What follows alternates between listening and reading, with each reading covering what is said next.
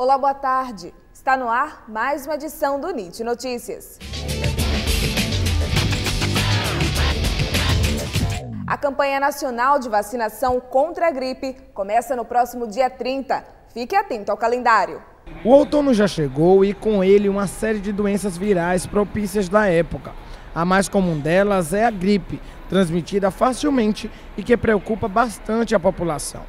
A infectologista Fabrícia Tavares garante que não há uma fórmula de cuidados que evitem a contaminação, mas que manter a imunidade em dia pode garantir uma certa resistência. A gripe são sintomas basicamente respiratórios. Tem os sintomas gerais, que é dor de cabeça, febre, geralmente é uma febre mais alta, dor no corpo, dor de garganta, acompanhado com sintomas respiratórios, né, que são congestão nasal, coriza, que é escorrendo o líquidozinho do nariz, espirro.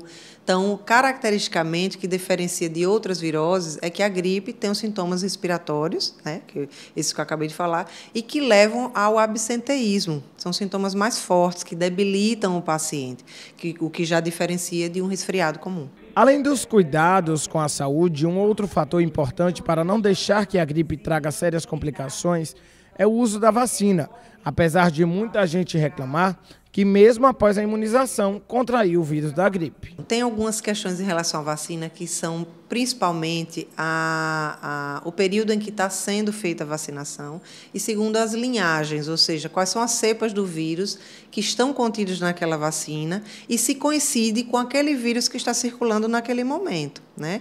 Então, graças a Deus, o vírus circulante no Brasil, que é o principalmente influenza, parainfluenza e outros, mas o da vacina, que é o da influenza A, B, as linhagens são contempladas na vacina e são as que estão circulando. Então, assim, não é que uma pessoa ficou gripada após a vacina, porque a vacina é feita com o vírus morto e fragmentado.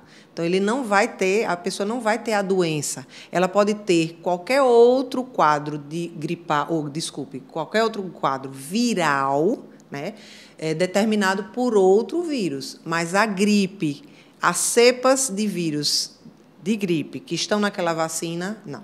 Como forma de minimizar as complicações causadas pelos 3 tipos de gripe, H1N1, H3N2 e B, acontece de 30 de abril a 20 de maio a 18ª Campanha Nacional de Vacinação contra a Influenza.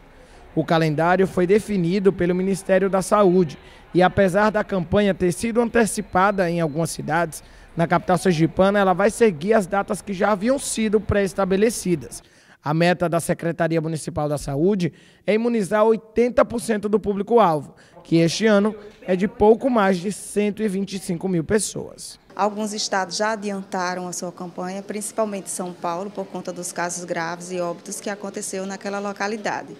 Sergipe vai seguir o fluxo de outros estados e vai começar no dia 30 até o dia 20 de maio.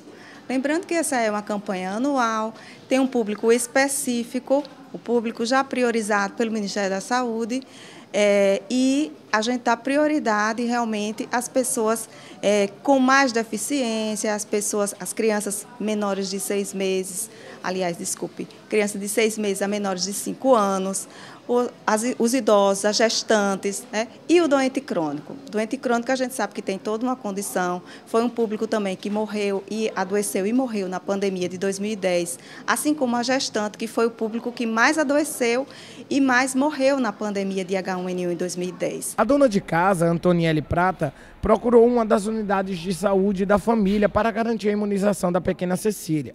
Ainda não foi a vacina contra a influenza, mas ela já sabe da importância de trazer a filha para receber essa também. Essa questão aí dessas gripes aí, a gente tem que estar preparada para proteger os nossos filhos. O NIT Notícias termina agora. Uma boa tarde para você e até amanhã.